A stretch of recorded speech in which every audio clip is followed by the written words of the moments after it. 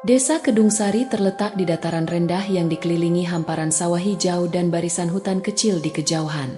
Tahun 1999, desa ini masih mempertahankan tradisi kuno yang kuat, di mana kepercayaan kepada hal-hal gaib dan adat istiadat menjadi pedoman hidup sehari-hari. Tidak ada rumah sakit modern di desa itu, dan bidan hanya ada satu. Namun, jika masalah persalinan tidak bisa diselesaikan oleh bidan, warga selalu beralih kepada Mbah Narti, dukun beranak yang sudah puluhan tahun menangani kelahiran anak-anak desa. Mbah Narti bukanlah dukun beranak biasa. Usianya sudah lebih dari 70 tahun, namun tangannya masih cekatan dan matanya tajam. Ia dikenal dengan syarat-syarat aneh yang sering diajukannya sebelum membantu persalinan. Kadang ia meminta bunga 7 rupa, air dari sumur tertentu pada pukul 2 pagi, atau keheningan mutlak selama proses kelahiran. Beberapa orang menganggap syarat-syarat itu berlebihan, tetapi banyak pula yang percaya bahwa itu adalah bagian dari kekuatan Mbah Narti. Tidak pernah ada bayi yang meninggal di tangannya, dan para ibu selalu kembali sehat. Malam itu, sebuah kejadian tak biasa mengusik rutinitas Mbah Narti. Saat ia sedang duduk di depan lampu petromax yang temaram, merajut kain selendang, terdengar ketukan di pintu rumahnya. Ketukan itu terdengar pelan, namun ritmenya aneh, seperti ada jeda panjang di antara setiap ketukan. Mbah Narti mendekati pintu dengan hati-hati. Malam itu langit mendung, tak ada bulan ataupun bintang. "Siapa?" tanya Mbah Narti dari balik pintu. "Maaf, Mbah, saya Pak Ranu, pendatang baru di desa ini," jawab suara dari luar. Suaranya berat, tetapi terdengar bergetar, seperti orang yang sedang menahan sesuatu. Mbah Narti membuka pintu. Di hadapannya berdiri seorang lelaki berusia sekitar 40 tahun. Wajahnya pucat, mata cekung, dan tubuhnya terlihat kurus. Ia mengenakan pakaian sederhana, tetapi ada sesuatu yang ganjil pada penampilannya. Lelaki itu terus menunduk, menghindari cahaya lampu petromax yang menggantung di depan pintu. "Ada apa malam-malam begini?" tanya Mbah Narti dengan nada curiga. Pak Ranu menjelaskan bahwa istrinya, Bu Sari, tengah hamil besar dan membutuhkan bantuan Mbah Narti. Ia mengatakan bahwa usia kandungan istrinya sudah lewat 9 bulan, tetapi bayi di dalam kandungan tidak juga lahir. Yang lebih aneh, bidan desa menolak menangani kasus itu setelah menemukan bahwa jantung bayi tidak terdengar, meski janinnya terus bergerak aktif. Mbah Narti mengerutkan dahi. "Jantung bayi tidak terdengar, tapi janinnya bergerak?" tanyanya, setengah tidak percaya. Pak Ranu mengangguk pelan. Bidan desa bilang dia sudah tidak sanggup. "Mbah, saya tidak tahu harus bagaimana lagi. Tolonglah istri saya," pintanya dengan suara memohon. Ada sesuatu yang membuat Mbah Narti merasa tidak nyaman. Pak Ranu tampak terlalu gugup, seolah-olah ada sesuatu yang ia sembunyikan. Namun, sebagai dukun beranak yang dihormati, Mbah Narti merasa bertanggung jawab untuk membantu. "Besok pagi aku datang," kata Mbah Narti. Pak Ranu menggeleng cepat. "Tidak bisa, Mbah. Istri saya bilang, kalau tidak malam ini, dia takut bayinya tidak akan bertahan. Saya mohon, Mbah, tolong sekarang juga." Permintaan itu membuat Mbah Narti ragu. Ia tidak suka bekerja dalam kondisi tergesa-gesa, apalagi malam hari. Tetapi ada sesuatu dalam nada suara Pak Ranu yang membuatnya sulit menolak. Akhirnya, dengan berat hati, ia mengambil peralatan sederhana yang selalu ia siapkan untuk persalinan dan mengikuti Pak Ranu. Sepanjang perjalanan menuju rumah kontrakan Pak Ranu, Mbah Narti merasa ada yang janggal. Rumah itu terletak di pinggir hutan kecil, jauh dari rumah warga lainnya. Rumah tua itu dulunya milik juru kunci pemakaman desa yang telah meninggal bertahun-tahun lalu. Meskipun rumah itu masih berdiri kokoh, tak ada yang mau menyewanya karena dianggap angker. "Apa kau tidak takut tinggal di rumah itu?" tanya Mbah Narti, mencoba memecah kesunyian. Pak Ranu tidak langsung menjawab. Setelah beberapa saat, ia berkata pelan, "Kami tidak punya pilihan, Mbah. Rumah itu yang paling murah." Setibanya di rumah kontrakan, Mbah Narti segera mencium bau dupa yang menyengat. Di ruang tamu, ada simbol-simbol aneh yang dilukis di dinding, namun semuanya ditutup kain putih.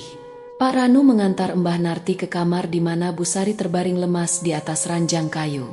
Wajahnya pucat, tetapi bibirnya tersenyum, senyum yang tampak tidak wajar. Mbah Narti mendekat untuk memeriksa Bu Sari. Perutnya besar, terlalu besar untuk ukuran ibu hamil biasa. Saat tangan Mbah Narti menyentuh perut itu, ia merasakan sesuatu bergerak-gerak dengan liar di dalamnya.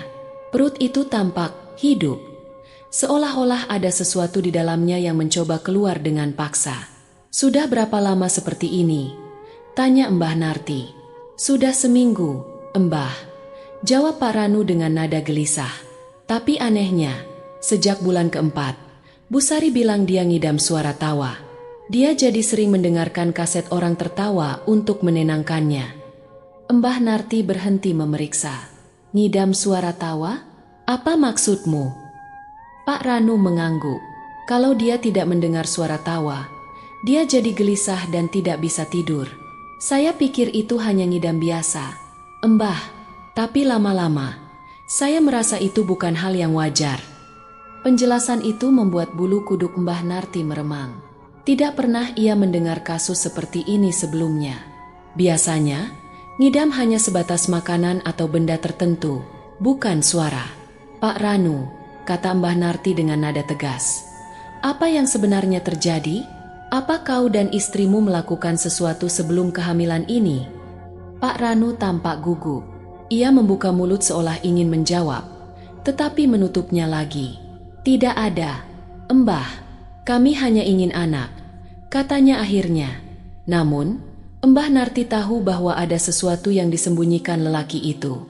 Ia memutuskan untuk menahan pertanyaan lebih lanjut, hingga ia memahami situasinya dengan lebih baik. "Baiklah," kata Mbah Narti, menarik napas panjang. "Aku akan membantu sebisaku. Tapi sebelum aku mulai, kau harus menyiapkan apa yang kuminta." "Apa itu, Mbah?" "Aku butuh air dari sumur di belakang rumah ini, dan kau harus mengambilnya tepat pukul 2 pagi. Pak Ranu tampak terkejut. "Sumur itu? Bukankah sumur itu sudah lama tidak dipakai?" "Mbah, itu bukan urusanmu. Jika kau ingin aku membantu, lakukan apa yang kuminta," jawab Mbah Narti dengan nada tegas. Pak Ranu akhirnya mengangguk dan pergi meninggalkan ruangan untuk bersiap. Sementara itu, Mbah Narti duduk di dekat Bu Sari, memerhatikan wajahnya yang terus tersenyum bahkan dalam tidur. Ada sesuatu yang tidak wajar di balik senyum itu. Sesuatu yang membuat Mbah Narti merasa bahwa persalinan ini bukan hanya masalah medis, tetapi juga melibatkan kekuatan yang lebih besar. Dalam hati, Mbah Narti berdoa agar ia mampu menghadapi apapun yang menunggunya malam itu. Sebab, ia tahu, bayi yang akan lahir ini bukan bayi biasa. Malam semakin larut. Suasana di sekitar rumah kontrakan Pak Ranu terasa hening. Bahkan angin pun nyaris tidak berhembus. Mbah Narti duduk di sudut ruangan, mengamati Bu Sari yang terbaring di atas ranjang tua. Senyum Bu Sari, yang tidak kunjung pudar, semakin membuat Mbah Narti resah. Perut wanita itu bergerak dengan cara yang tidak normal, seperti ada sesuatu di dalamnya yang memiliki keinginan sendiri. Sementara itu, bau dupa yang menyengat semakin menusuk hidung. Di ruang tamu, simbol-simbol yang ditutupi kain putih seperti memancarkan aura gelap yang tidak bisa dijelaskan. Mbah Narti merasa hawa dingin yang berbeda dari biasanya, seolah-olah rumah ini bukan lagi sekadar tempat tinggal, tetapi telah menjadi tempat bersemayam sesuatu yang tidak berasal dari dunia manusia. Pak Ranu masuk ke ruangan dengan membawa segayung air dari sumur di belakang rumah. "Ini airnya, Mbah," katanya dengan nada ragu. Mbah Narti menatap gayung itu. Airnya tampak keruh, dengan bau logam yang samar. Namun, ia tetap menerimanya. "Letakkan di meja. Jangan keluar ruangan sampai aku menyuruhmu," ujarnya tegas. Pak Ranu mengangguk dan duduk di pojok ruangan. Wajahnya semakin pucat, dan ia tampak gelisah. Tangannya terus meremas kain yang ia genggam, sementara matanya sesekali melirik Bu Sari. "Bu Sari," panggil Mbah Narti lembut, mencoba membangunkan wanita itu. Tapi Bu Sari tidak merespons. Mata tertutup, tetapi senyumnya tetap melekat, seperti senyum boneka yang menyeramkan. Mbah Narti mengambil kain selendang dari tasnya dan mengikatkannya di pinggangnya. Lalu ia mulai memeriksa kandungan Busari. Tangannya yang sudah terlatih menyentuh perut wanita itu, mencoba merasakan posisi bayi. Namun, apa yang ia rasakan membuatnya terkejut. Janin di dalam perut itu bergerak dengan cara yang tidak wajar. Ia tidak hanya bergerak-gerak kecil seperti bayi pada umumnya, tetapi seolah-olah berputar, mendesak ke berbagai arah, dan bahkan terasa seperti menendang-nendang bukan dengan kaki, melainkan sesuatu yang lain. Lebih menyeramkan lagi, setiap kali Mbah Narti menyentuh bagian tertentu, ia merasakan semacam getaran aneh di telapak tangannya. Tiba-tiba, telinganya menangkap suara yang membuat tubuhnya membeku. Suara itu datang dari dalam perut Busari. Suara kecil, lirih, seperti suara seseorang yang menahan tawa. Hahaha. Mbah Narti menarik tangannya seketika, nyaris terjatuh ke belakang. Ia menatap perut Busari dengan mata membelalak. Suara itu tidak mungkin berasal dari bayi. Suara itu terdengar lebih seperti tawa remaja laki-laki, pelan tapi sangat jelas di tengah keheningan malam. Pak Ranu yang melihat perubahan ekspresi Mbah Narti langsung berdiri. "Ada apa, Mbah?" tanyanya panik. "Perut istrimu, ada sesuatu di dalamnya. Ini bukan bayi biasa," kata Mbah Narti dengan suara bergetar. Pak Ranu tidak menjawab. Ia hanya menunduk. Kedua tangannya mengepal. Mbah Narti merasa ada sesuatu yang disembunyikan lelaki itu. Tetapi ia tidak sempat bertanya lebih lanjut karena pada saat itu perut Busari mulai bergolak dengan keras. Wanita itu tiba-tiba membuka matanya. Tetapi tatapannya kosong. Senyumnya melebar. Terlalu lebar hingga hampir tidak alami. Tangan dan kakinya mulai mengejang, namun tidak ada suara yang keluar dari mulutnya. "Persalinannya dimulai," gumam Mbah Narti. Tapi ini bukan persalinan seperti yang biasa ia tangani. Mbah Narti mencoba mengambil alih situasi. Ia meraih kain bersih dan mempersiapkan segala yang diperlukan. Namun, tidak ada tanda-tanda normal seperti pecahnya air ketuban atau darah.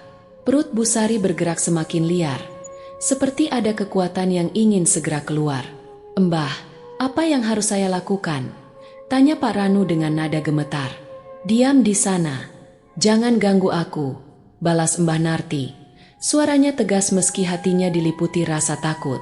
Lalu, tiba-tiba, tubuh Busari melengkung ke belakang dengan posisi yang tidak wajar. Perutnya tampak seperti membelah dari dalam, dan sesuatu mulai muncul. Bayangan hitam kecil terlihat di bawah cahaya lampu petromax yang bergetar. "Ya Allah," bisik Mbah Narti. Bayi itu keluar sendiri, tanpa bantuan apapun. Ia muncul dengan mata terbuka lebar, menatap langsung ke arah Mbah Narti. Namun, yang paling mengejutkan, bayi itu tidak menangis seperti bayi pada umumnya. Ia tertawa. Tawa itu kecil, pelan, tetapi memiliki sesuatu yang mengerikan di dalamnya. Mata bayi itu tidak seperti mata bayi biasa. Matanya tajam, dengan bola mata hitam pekat tanpa putih. Bibirnya tersenyum lebar, memperlihatkan gusi tanpa gigi yang entah mengapa terasa menakutkan. "Ini, apa ini?" bisik Mbah Narti, mundur beberapa langkah. Pak Ranu tampak tidak terkejut. Sebaliknya, ia mendekati bayi itu dan menyelimuti tubuhnya dengan kain putih yang telah ia siapkan sebelumnya. Ia membisikkan sesuatu dalam bahasa yang tidak dikenali, seperti mantra. Bayi itu berhenti tertawa, tetapi senyumnya tetap terpaku. Namun, sebelum Mbah Narti sempat bertanya atau berbuat apa-apa, lampu minyak di ruangan itu tiba-tiba meledak, menghantarkan kegelapan total. Suara ledakan itu menggema di seluruh rumah, diikuti oleh keheningan yang mencekam. Mbah Narti terjatuh ke lantai. Kepala dan tubuhnya terasa berat. Mata tuanya berusaha melihat sesuatu di dalam kegelapan, tetapi tidak ada apa-apa. Bau dupa semakin menyengat, membuat napasnya tersengal. Lalu, ia mendengar suara langkah kecil di lantai kayu, berjalan menjauh dari tempatnya berada.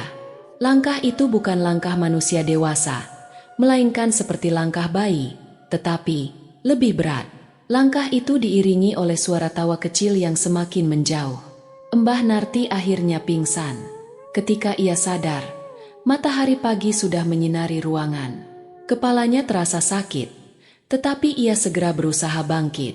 Ia memeriksa sekeliling, tetapi rumah itu kosong. Tidak ada Pak Ranu, tidak ada Bu Sari, dan tidak ada bayi yang lahir malam itu.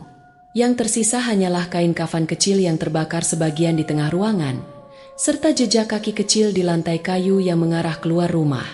Jejak itu tidak seperti jejak kaki bayi biasa. Jejak itu memiliki 3 jari yang panjang, dan sepertinya membara, meninggalkan bekas gosong di lantai. Mbah Narti berdiri dengan gemetar. Ia tahu bahwa yang terjadi malam itu bukan sesuatu yang berasal dari dunia manusia.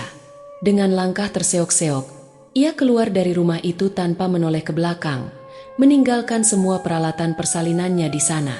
Saat sampai di rumah, Mbah Narti duduk di depan pintu dan menarik napas panjang. Ia tahu bahwa malam itu ia telah berhadapan dengan sesuatu yang tidak seharusnya ada di dunia ini. Pagi di desa Kedung Sari biasanya dimulai dengan suara ayam berkokok, obrolan warga di depan rumah, dan bau harum nasi liwet yang dimasak di dapur-dapur tradisional. Namun, pagi setelah kejadian di rumah kontrakan Pak Ranu, suasana terasa berbeda. Seolah ada beban tak terlihat yang menyelimuti desa itu. Mbah Narti, yang baru saja kembali ke rumah setelah peristiwa mengerikan semalam, memilih untuk tidak menceritakan apa yang ia alami. Ia tahu, jika ia bicara, warga desa akan ketakutan. Tapi hatinya terus bergolak. Ia tidak bisa melupakan tawa kecil yang keluar dari bayi itu, jejak kaki aneh di lantai kayu, dan keheningan mencekam saat ia pingsan. Namun, desa itu mulai merasakan sesuatu yang ganjil. Warga bingung.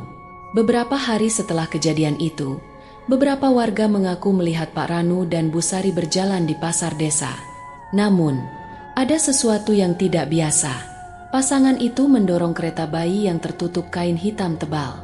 Kain itu tidak pernah dibuka, meskipun ada beberapa anak kecil yang penasaran mencoba mengintip isinya. "Saya lihat mereka pagi-pagi sekali di pasar," ujar Bu Ratmi, salah satu penjual sayur. "Tapi ada yang aneh. Anak-anak saya yang biasanya senang bermain di sekitar pasar tiba-tiba menangis begitu melihat mereka." Bukan hanya Bu Ratmi yang merasakan hal itu. Beberapa ibu lainnya juga mengaku bahwa anak-anak mereka menangis tanpa sebab jika mendekati pasangan itu. Bahkan, anak-anak yang lebih besar, yang biasanya tidak takut pada apapun, memilih untuk menghindar setiap kali melihat kereta bayi hitam itu. Seperti ada aura gelap di sekitar mereka. Bisik Pak Lurah kepada beberapa warga di balai desa. "Kita harus mencari tahu apa yang sebenarnya terjadi." Namun, ketika beberapa warga mencoba mendekati Pak Ranu dan Bu Sari di pasar untuk bertanya tentang bayi mereka, pasangan itu selalu menghindar. Mereka berbicara dengan singkat, mengelak, lalu pergi sebelum ada yang sempat bertanya lebih jauh. Suasana di desa Kedung Sari semakin mencekam ketika sebuah kejadian mengerikan terjadi di musola kecil di dekat pasar.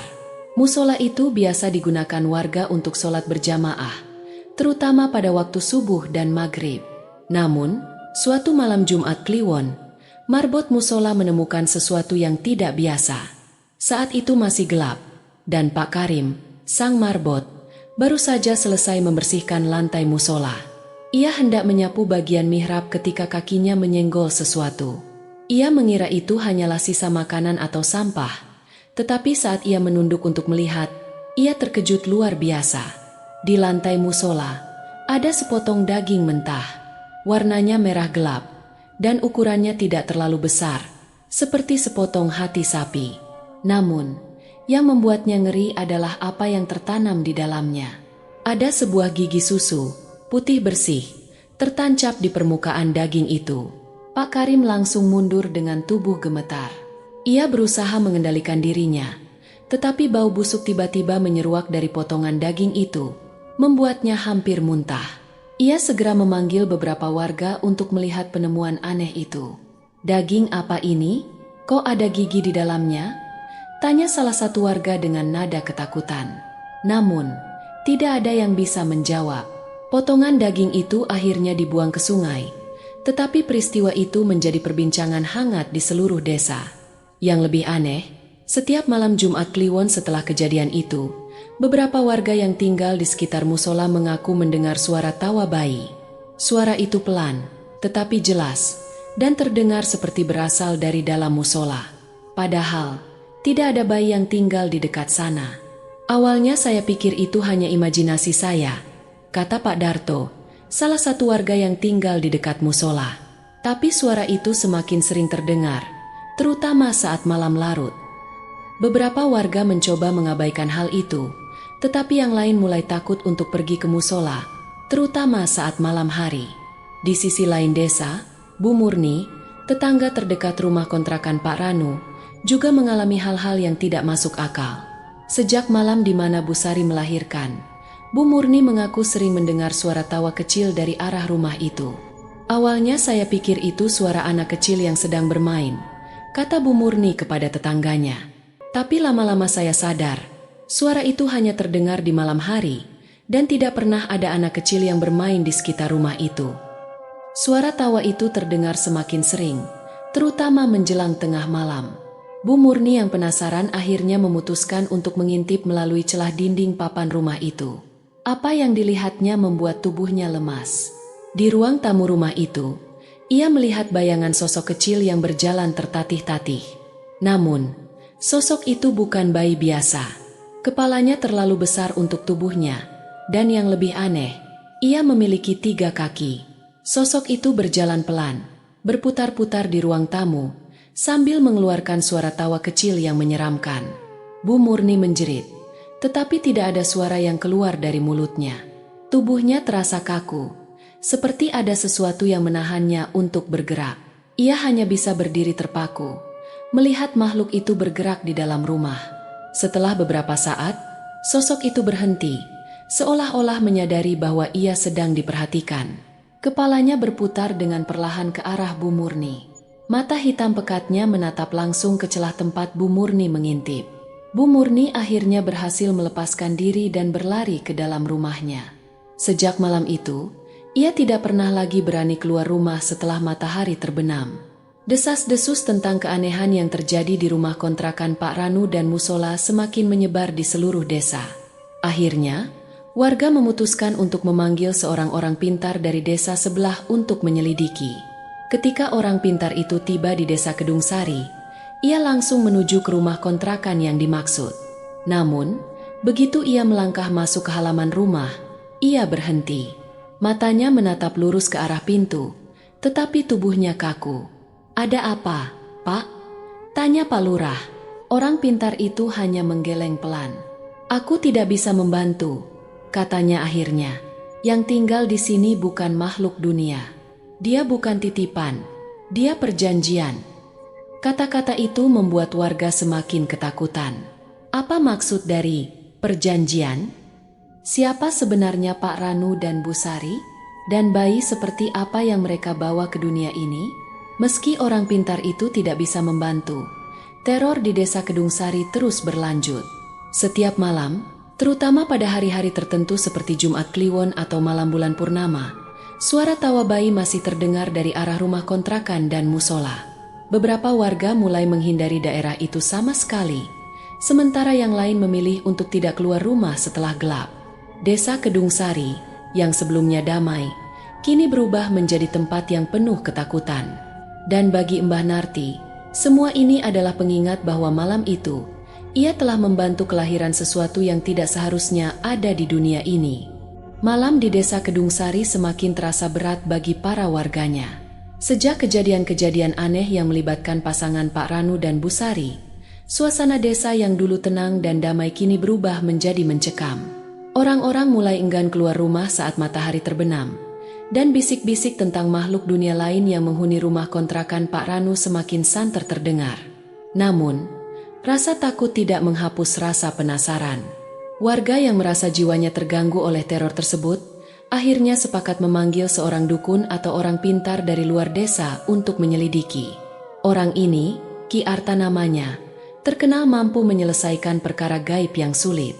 Ia sudah terbiasa menghadapi makhluk halus atau roh jahat di desa-desa lain. Namun, kali ini, apa yang ia temukan di Kedung Sari membuatnya terdiam. Ki Arta tiba di Kedung Sari pada suatu pagi yang dingin. Pak Lurah dan beberapa warga menyambutnya dengan penuh harap. Dengan tubuhnya yang kurus dan wajahnya yang penuh kerutan, Ki Arta membawa tongkat kayu kecil yang biasa ia gunakan untuk berkomunikasi dengan alam gaib. Ia berjalan perlahan menuju rumah kontrakan yang kini menjadi sumber ketakutan bagi warga. Namun, begitu ia melangkah masuk ke halaman rumah, ia berhenti. Langkahnya terhenti seolah ada dinding tak kasat mata yang menghalangi. Ki Arta menatap lurus ke arah pintu rumah, namun tatapannya kosong, seperti orang yang sedang menatap ke jurang yang dalam. Wajahnya berubah, dari yang tenang menjadi tegang. Ia menarik napas panjang dan menutup matanya. "Apa yang kau lihat, Ki?" tanya Pak Lurah yang berdiri di belakangnya. Ki Arta tidak segera menjawab. Ia hanya menggelengkan kepala pelan. "Aku tidak bisa membantu," katanya akhirnya dengan suara berat. Pak Lurah terkejut. "Apa maksudmu, Ki? Bukankah kau sudah menangani hal-hal seperti ini sebelumnya?" Ki Arta menatap Pak Lurah dengan sorot mata yang penuh kecemasan. "Ini berbeda. Yang tinggal di rumah ini bukan makhluk biasa. Dia bukan titipan roh atau arwah gentayangan. Dia hasil dari perjanjian." "Perjanjian? Perjanjian apa maksudmu?" desak Pak Lurah. Ki Arta tidak menjawab. Ia berbalik dan melangkah pergi, meninggalkan warga yang semakin bingung dan cemas. Sebelum benar-benar pergi, ia berkata pelan, "Jangan coba-coba mengusiknya. Jika kalian ingin tetap hidup, jauhi rumah ini. Apapun yang terjadi di sini, biarkan saja." Warga yang mendengar pernyataan itu merasa putus asa. Jika bahkan orang pintar seperti Ki Arta tidak bisa membantu, apa yang bisa mereka lakukan? Namun, rasa penasaran tetap ada. Beberapa orang mulai mencari tahu lebih banyak tentang rumah itu dan pasangan Pak Ranu dan Bu Sari. Beberapa warga yang merasa penasaran akhirnya memberanikan diri masuk ke dalam rumah kontrakan. Mereka datang pada siang hari, saat suasana tidak terlalu mencekam. Kelompok kecil itu terdiri dari 3 orang pria muda, Pak Jamal, Pak Darto, dan Andri, seorang pemuda desa yang baru pulang dari kota. Rumah itu gelap meski hari masih siang. Tirai-tirai di jendela tertutup rapat, dan bau dupa yang menyengat masih tercium, meski Pak Ranu dan Bu Sari tidak lagi terlihat sejak beberapa minggu lalu. Ketiga pria itu membawa senter dan kayu untuk berjaga-jaga jika ada sesuatu yang aneh. "Ayo cepat, kita hanya perlu memastikan apa yang sebenarnya ada di sini," bisik Pak Jamal, mencoba menyemangati teman-temannya. Mereka mulai menyusuri ruangan demi ruangan. Namun, tidak ada yang aneh selain simbol-simbol aneh yang masih tertutup kain putih di dinding. Semua barang milik Pak Ranu dan Bu Sari tampaknya sudah dibawa pergi. Rumah itu tampak kosong, tetapi hawa dingin yang tidak biasa membuat mereka merasa seolah sedang diawasi. Ketika mereka mencapai kamar tempat Bu Sari dulu melahirkan, mereka menemukan sesuatu yang membuat bulu kuduk meremang. Di tengah kamar itu, ada sebuah bantal kecil yang tergeletak di lantai. Bantal itu tampak kotor dan tua, tetapi ada sesuatu yang aneh. Di tengah bantal itu terdapat sebuah lubang kecil, seolah-olah ada sesuatu yang pernah keluar dari dalamnya. "Apa ini? Bantal apa ini?" tanya Andri, mencoba mendekat. Namun, begitu ia menyentuh bantal itu, sebuah suara tawa pelan terdengar. Suara itu tidak berasal dari luar, melainkan dari dalam bantal itu sendiri. Tawa kecil yang terdengar seperti suara bayi, tetapi lebih menyeramkan karena terdengar menggema, meski ruangan itu kosong. "Hahaha." Ketiganya langsung mundur dengan tubuh gemetar. Andri menjatuhkan senter yang ia pegang, membuat suasana semakin mencekam. Tawa itu terus terdengar, semakin lama semakin keras, hingga akhirnya berhenti tiba-tiba. "Kita harus pergi, sekarang juga," teriak Pak Darto, yang langsung lari keluar rumah tanpa menunggu yang lain. Pak Jamal dan Andri mengikuti tanpa berpikir 2 kali. Mereka meninggalkan bantal itu di sana, tetapi suara tawa itu terus terngiang di telinga mereka bahkan setelah mereka keluar dari rumah. Ketika mereka kembali ke desa, mereka memperingatkan warga lain untuk tidak pernah lagi masuk ke rumah itu. Mereka yakin, apapun yang tinggal di sana bukanlah sesuatu yang bisa dijelaskan dengan akal sehat. Setelah kejadian itu, beberapa orang tua di desa mulai bercerita tentang sejarah rumah tersebut. Dulu, rumah itu milik seorang pria bernama Mbah Samin, seorang juru kunci pemakaman desa. Mbah Samin dikenal sebagai orang yang aneh, tetapi sangat dihormati karena ia dianggap mampu berkomunikasi dengan arwah. Selama puluhan tahun, ia tinggal di rumah itu sendirian, menjaga pemakaman desa yang terletak tidak jauh dari hutan kecil di belakang rumah. Namun, setelah Mbah Samin meninggal, rumah itu menjadi kosong. Tidak ada yang berani tinggal di sana, karena orang-orang percaya bahwa rumah itu masih dihuni oleh arwah-arwah yang biasa dipanggil Mbah Samin. Hingga akhirnya, Pak Ranu dan Bu Sari datang dan menyewa rumah itu. "Aku dengar," kata Bu Ratmi kepada beberapa tetangganya, Pak Ranu pernah bertanya kepada orang-orang tua tentang ritual kuno untuk mendapatkan anak. Mungkin dia melakukan sesuatu yang tidak seharusnya. Desas-desus mulai beredar bahwa Pak Ranu telah melakukan ritual terlarang di rumah itu, memanfaatkan kekuatan yang ditinggalkan oleh Mbah Samin.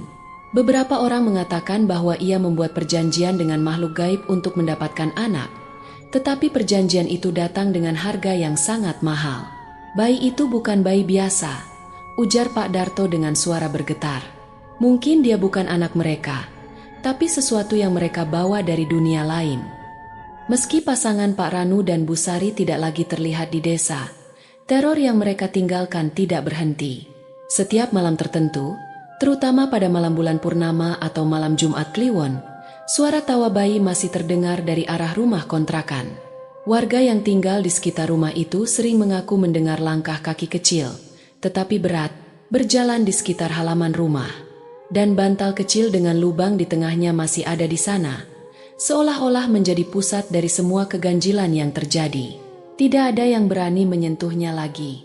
Hari-hari di desa Kedung Sari berjalan dengan sunyi, tapi di balik ketenangan itu, ada rasa takut yang menyelimuti setiap sudut desa.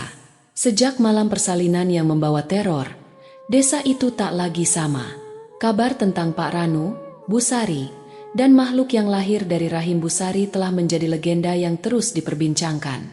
Namun, hanya sedikit yang tahu fakta di balik semua itu, terutama apa yang sebenarnya disaksikan oleh Mbah Narti pada malam kelam tersebut. Mbah Narti, yang telah hidup cukup lama untuk menyaksikan banyak keajaiban dan kengerian dunia, semakin hari tampak makin pendiam. Tubuhnya yang dulu kuat kini terlihat rapuh, seolah-olah energi hidupnya telah terkuras habis oleh peristiwa mengerikan di rumah kontrakan itu. Cucu perempuannya, Siti, adalah orang yang paling sering menemani Mbah Narti di hari-hari terakhirnya. Meski Mbah Narti jarang bicara tentang kejadian di rumah kontrakan, ada malam-malam tertentu di mana ia memandangi langit dengan tatapan kosong dan menggumamkan doa-doa panjang. Pada suatu sore yang suram, saat hujan rintik turun membasahi desa, Mbah Narti memanggil Siti ke samping tempat tidurnya. Wajahnya tampak letih, tetapi matanya masih memancarkan ketajaman seorang perempuan yang telah menjalani hidup penuh pengalaman. "Siti," kata Mbah Narti pelan, suaranya serak, "ada sesuatu yang harus kau dengar.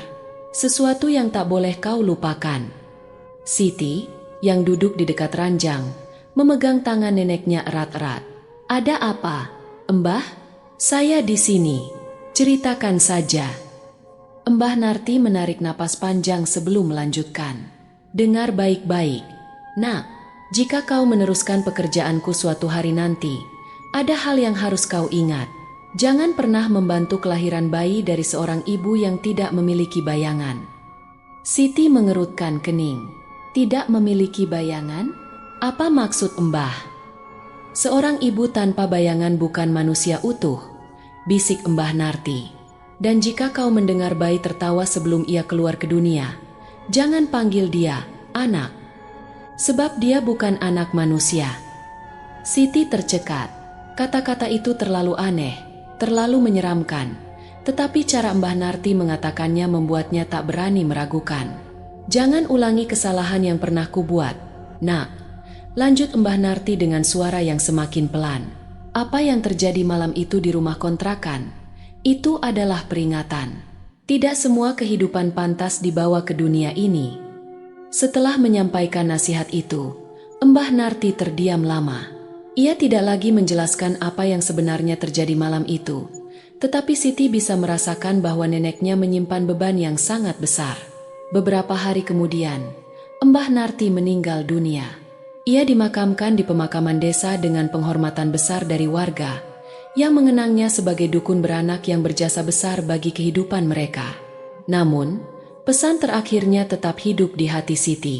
Kata-kata itu terus menghantuinya, terutama setiap kali ia melewati rumah kontrakan di pinggir hutan, yang kini telah kosong, tetapi tidak pernah benar-benar terasa ditinggalkan.